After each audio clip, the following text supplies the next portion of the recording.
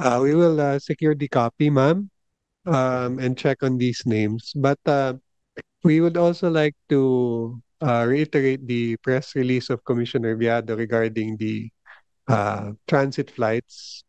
So our commissioner reiterated the requirements for deportation, which is the passport, the ticket, and the NBI clearance. For coordination with our partner agencies, we do that with regard to fugitives once they are declared as fugitives by their governments. So in this case, ma'am, we will retrieve the documents and update the committee. No, that was the first. Those three were the first deportees after the raid on reruns. Were not tens, not hundreds, but thousands of Chinese Pogo workers were rounded up. And those three bosses, Pogo bosses, were supposed to be deported to China. I think during this hearing, you can provide us a copy of the deportation order. Imposibleng wala yon. And very importantly, direct flight ba ang binook sa kanila o transit flight lamang yung sinakyan nila? Yes, Chief Manahan. Madam Chair, if I can recall, yung meron pong first three na dineport. Um, Part of the reruns na 438. Yung ticket po nila, as I can recall, is Air Asia bound for China. Uh, Meron po yatang layover. Saan yung layover, Chief? I can't recall, but it parang Hong Kong, Madam Chair. Hong Kong. Itong tatlo, itong first three, itong sina Liu Shun, Kong Xiangrui at Wang Xiangle. Can you confirm that, Chief? Yes, ma'am. I'll go back to my record, Madam Chair. Pero po yung tatlong ito na claim to be bosses, actually, ma'am, 438 foreign nationals, we never uh, uh, have any information na may boss or bosses doon. So kung But if you confirm na itong tatlo, sina Liu, Kong at Wang, ang tatlong unang dineport, they are reportedly Chinese Pogo bosses. May at least initial information sa kanila na ganon. yes, ma'am. Whoever the agency reported na yun po yung mga bosses, we don't have any idea. Actually, ma'am, we arrest only. We're not particular on any classification or categories of the ranks ng mga inaaresto ng So ng please Bureau of send me Immigration. the implementation order on the deportation of those first three, Yes, Madam lalo Chair. na kung ma-confirm natin na sila sina Liu, Kong at Wang. Yes, Madam Chair. The three I named. Madam Chair, can I share something? Yes, please. The BI needs to share more. Right. Para maging kapaki-pakinabang itong hearing na ito. Yes, please Yung- proceed, Chief. First is the ticket. The usual deportation po, we secure assistance from the embassy to provide tickets. Ito po yung mga challenges ng BI kung saan kukunin po yung mga tickets. Ngayon there's a clamor to deport yung mga nahuhuli the soonest at the fastest time. So ang ginawa po ng BI, um, nag nag-initiate po sila ng dialogue with the PDLs kung sino po yung pwedeng magbigay or mag-shoulder or mag-purchase ng kanilang mga tickets. So, January 8 po nangyari ito, matter of 2 weeks. Ito na po yung pinaka-fastest deportation na nangyayari sa history ng BI, 2 weeks. At ang unang nagpa-deport is yung tatlo po yun na yun na kiniklaim to be boss or bosses. Siyempre, kung bosses sila, afford nila. Kasi kumita na sila ng malaki sa Pogo dito Yes, eh. Madam Chair. Pero yung mga PDLs pa ang tinanong kung pwedeng mag-shoulder ng tickets nila, hindi ba dapat may pondo ang BI para sa deportation na inuutos ng BI? Madam Chair, sorry to say, wala po. Kaya po yun Alright. ang mga challenges po ng BI. Mhm. Wala po silang allocated funds for the tickets ng mga deportees. Madam Chair, also, um, the reason po na dineport itong tatlo, wala naman po ang Chinese embassy at that time, wala pong minanifest na itong tatlong ito is fugitive or merong criminal offense sa China. It's been 2 weeks and we've been coordinating this to the said embassy, pero no written letter or no holdings manifested from the Chinese embassy. So, ang inimplement po natin dito is the Philippine law na to remove them the soonest time possible sa country as directed by the president during the time of the SONA, to ban and cease and desist all operations and to remove them. And did those first three, lalo na kung sina Liu, Kong at Wang, actual ba silang nakarating sa China? Their destination supposedly upon deportation. Madam Chair, that we don't have any information in it. Why don't you have information? But why doesn't the Bureau have information? BI of the Republic of the Philippines orders deportation of 438 persons, including these three, who I think are the Chinese pogo bosses I named. Dapat end-to-end para makumpleto yung deportation process. Bakit walang information kung nakarating sila aktual sa destination nila?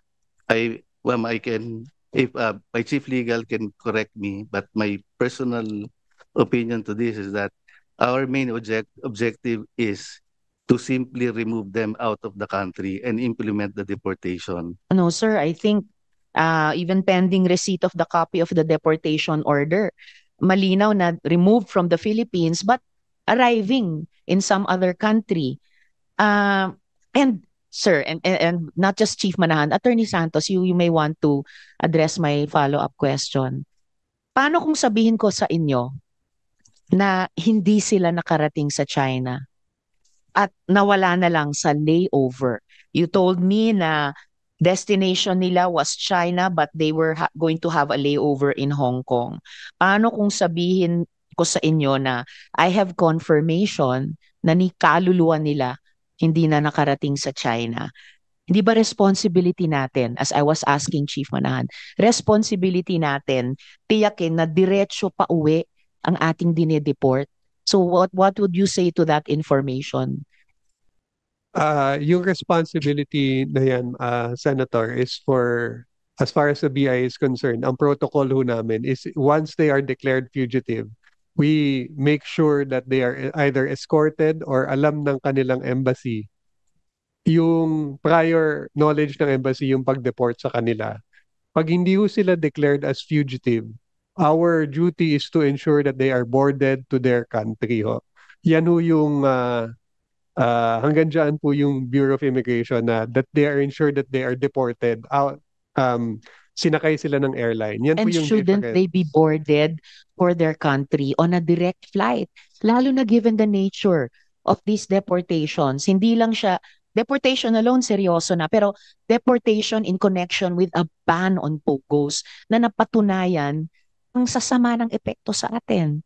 Yes, ma'am. As intimated by Chief Jun Manahan of our Intelligence Division, when we deported them, they have not been declared as fugitives by their country, by China. So when we deported them, it was a regular deportation. Doesn't regular deportation mean direct flight without a layover? Ma'am, as intimated by our commissioner, we accept what ticket is available. So, but isn't it true also, attorney, that the Chinese embassy in the Philippines actually wrote to the BI to complain about the layover flights? Wala ho, ma'am. Wala silang sinubmit regarding that. I have information to the contrary. Sumulat ang Chinese embassy di umano sa bureau para ireklamo yung layover flights. And bakit? Napakakulang ba ng direct flights sa China para kailangang rely on layover flights? Lalo na conveniently for these first three na dineport na sa pagkaalam ko ay mga supposedly mga pogo bosses. Wala bang sapat na direct flights? Ma'am, if I may reiterate, we accept what ticket was presented. Presented by whom po? That is, I will get back to you, ma'am, because it is our deportation unit that accepts the ticket. Where's the deportation unit, sir? Wala ba sila ngayon? Wala po, but we will check it, ma'am. Hindi ba isa sa inyo ay in charge sa deportation unit? Yes, ma'am. Under legal division. So sa ilalim Opo. ninyo, Attorney Santos. Yes, ma'am. So during this hearing, I can't believe I have to ask all of these itty-bitty follow-up questions. Alam nyo naman po yung agenda nung hearing ngayon na that we were hoping to close it already. Kasi 4 na buwan na at least ang iniintay ng sagot sa mga tanong na ito. So can you, before this hearing adjourns, can you please inform the committee why we had to rely on transit flights for deportees who are related to the big POGO issue, including those first 3 na sa pagkaalam ko ay mga Chinese bosses. Ang deportation unit ba sa ilalim ng legal division ang responsable sa ganyang arrangements? Yes, ma'am. So deportation, and sabi nyo nga po kanina, deportation ini-escort ng BI. So wala po bang kasama yung dinedeport dun sa unang grupong iyon ng 438? Kasi bakit malaya na lang silang nakapuslit? Ma'am, when we say Yes. escorted, only up to the boarding at the airline. That's not escorting. Yun lang po talaga yung procedure ng deportation. No? So, sino magiging responsable to make sure they actually arrive at their destination, in this case, China, at hindi lang sila magdi-disappear into the crowd sa layover nila? Pagka ho declared as fugitive, that's when we ensure. But in this case, they are not fugitives.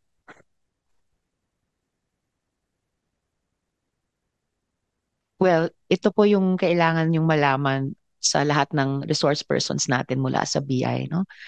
They never arrived in China. I'm making that off record for the committee. Itong 3 na pinangalanan ko kanina, Liu, Kong, at saka Wang, who I think are the first 3 na binanggit ni Chief Manahan na dineport sa kasama ng grupo na 438, they never arrived in China.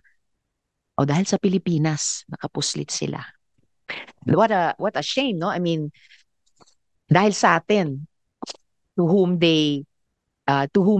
against whom they committed the most crimes, sa mga kababayan natin, nakapuslit sila. So, a deportation gone wrong, no? A simple and regular operation of the Bureau dapat hindi pa na-achieve ang objectives. Attorney Santos. Ma'am, if I may please clarify. Deportation means that we ensure that they are boarded out of the country and they are blacklisted not to be able to return unless their blacklist is lifted by the commissioner. In this case, they are blacklisted. They were not declared as fugitives. So the BI ensured that they are boarded out of the country. Yan po yung duty ho ng BI, ma'am. Hindi ho sila dineclare as fugitive. Alam mo ng Chinese embassy that they were arrested and they were not declared as fugitive. How convenient, no? Hindi sila na-declare na fugitive. And yet, I have that information also na actually nagreklamo ang Chinese embassy sa bureau tungkol in particular dun sa layover flights. Ma'am, wala ho sinubmit sila regarding that. Well, as I mentioned earlier, Attorney, I have information to the contrary. So it's either the bureau or the embassy who is not telling the complete truth to the committee, unfortunately. So yes, Chief Manahan, before I Madam Chair, as far as I can recall also, there's a letter sent by the Chinese embassy Yeah. to the Bureau of Immigration. Mm. Pero it's an appeal it's an appeal, Madam Chair, to hold the deportation process for the Chinese nationals as much as we can. So they can charter the flight of the remaining 100 plus, Madam Chair, to China. Sa part naman po ng immigration, Madam Chair, um, ang sinabi po natin sa Chinese Embassy at that time, we will continue deporting these foreign nationals as much as we can. Kasi po yun ang objective ng BI to fast track all the deportation process. In fact, Madam Chair, sa 438 na yun, more than half already deported ng BI. Yun po yung letter na alam ko po na pinadala ng Chinese Embassy appealing na kung pwede i-hold. Ang sabi naman po ng BI, we cannot hold the deportation. Walang makakahinto po ng deportation process ng BI kung kaya pong mag-remove on a daily basis as much as we can. Yun po yung naging reason po nung letter, Ma'am, Madam Chair. Salamat para doon, Chief Manahan. But we still have to complete the picture and the communications dahil parang hindi pa rin nagbabangga between PI, which is part of our republic, and the Chinese Embassy, which is of another government. Attorney Santos. If I may also share regarding, I'm reviewing my communication with the Deputy Police Attaché of the Chinese Embassy. So we wrote them a letter saying that in the previous meeting of our deportation implementation unit head with them, I was not a part of that meeting, but we wrote them and said that in your previous meeting with the DIU deportation implementation unit head, you said that there is no problem with connecting flights. So when we sent that, the reply of our Deputy Police Attaché of the Chinese Embassy, Mr. Ziping Dai, said, maybe there is some misunderstanding regarding transit flights. We will send a reply this week. That message was on February 18. Up to now, I have not seen any letter that he said he will send regarding that issue, ma'am.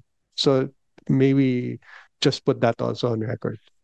Well, in any case, Attorney, if this is the current policy overall, no, regarding deportations, lalo na kaugnay ng POGO, which is arguably the hottest issue na hinarap ng gobyerno in the last year, then I'm telling you, maybe we need to revisit this policy, how it has been implemented so far. Kasi we are letting these rotten apples, no, like itong sina Liu Xun, Kong Xiangrui, at saka Wang Xiangle, just get away scot-free. Okay. And the reason na it's so disturbing is tiyak pa sa sikat ng araw na maghasik na lang ulit ng lagim ang mga yan. Baka nga nakabalik na sila or ang mga tulad nila dito sa Pilipinas. Matungkol pa rin sa tila napaka-porous natin ng mga borders, parang napakadaling takasan o pasukin ng mga kriminal na elemento. Pwede niyo po bang talakayin naman ang immigration status ng mga nababalitang Chinese spies at kung paano sila nakakapasok at nakakapirme dito sa Pilipinas? Has the BI even taken cognizance of this issue? And ano ang kaalaman niyo doon? Yes, Madam Chair, we're closely coordinating with the NBI cybercrime with regard to that particular case. Hindi ko lang dala, ma'am, yung case folder, but we have the identities and the visa details nung first 5 na pinress release pinesent sa isang press conference ng NBI. At ano po yung kanilang immigration status, itong first 5? I will check, ma'am, and I will update you, ma'am, with regard to the visa details. Please do that, Chief, within this hearing. Yes, Madam Chair. And Thank you. uh, habang may criminal charge filed case dun po dun sa 5 for espionage, yun din naman po ang aming kinukumit sa NBI na sasampahan din ho namin ng immigration violation and charge. So both administratively and criminally charged po yung magiging violation and offense ng 5 subjects or involved sa espionage. Sino po yung BI officer or personnel na tinutukoy nyo? No, NBI, ma'am, yung And- in charge sa case. Now, you mentioned something about that you will investigate or implement disciplinary proceedings. Just your previous statement. As it's the 5 subjects, ma'am, na involved sa espionage in foreign nationals. While the criminal case is ongoing, we will also file immigration violation charge or charges against these 5. Against these 5. All right. And mamaya, tatanungin ko rin ng NBI kung ano mga aktibidades nitong 5 ang binantayan nila and ano yung mga aksyon nila na gagawin kaugnay nila. Would you be able to also tell us during this hearing anong mga, paano sila nakapasok at nakapirme dito, itong 5? Thank you. We'll be awaiting that